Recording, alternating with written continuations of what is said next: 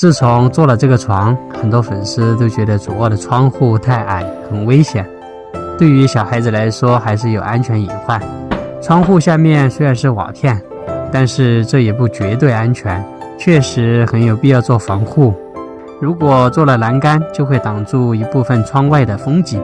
但安全第一，我还是打算做一个可以拆卸的栏杆，要取下来的话也方便。昨天差不多已经做好了，现在就是上油漆和组装。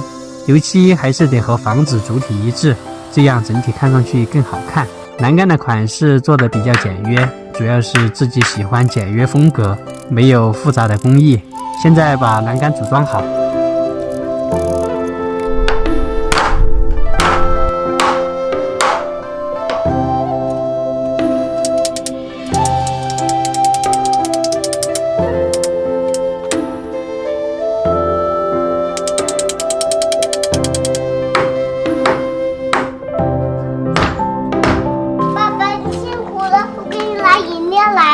谢谢你，你什么时候去买了这么多可乐呀？天气越来越热了，我看你们工作也辛苦，这些都是给你们准备的，我在抖音商城囤的。你为什么去抖音商城买呀？我们这边的小卖部没有吗？换季用品就得便宜买呀，这是我在抖音商城的秒杀频道入手的，这么多才不到9.9块，拯救你的钱包，太适合像我们这样的打工人了。来，嘿，他接住砸到我了。哇！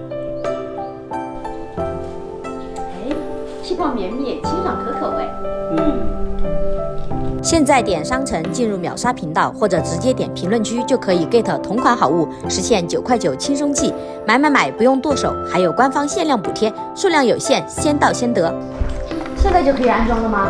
可以啊，慢一点啊。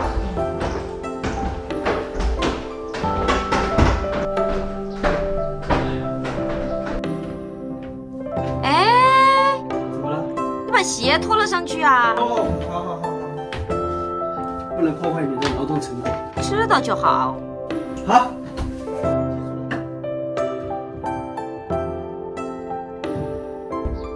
你这是怎么固定啊？早准备好了。你看，这个，把这个烤进去就可以了。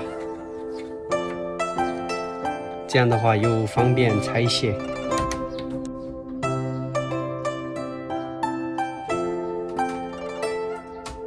你这个固定了还能关窗吗？当然可以了。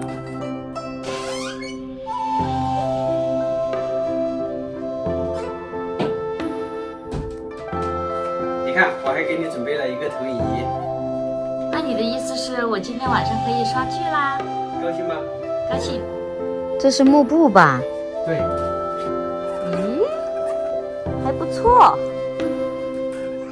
好了，我们看动画片喽。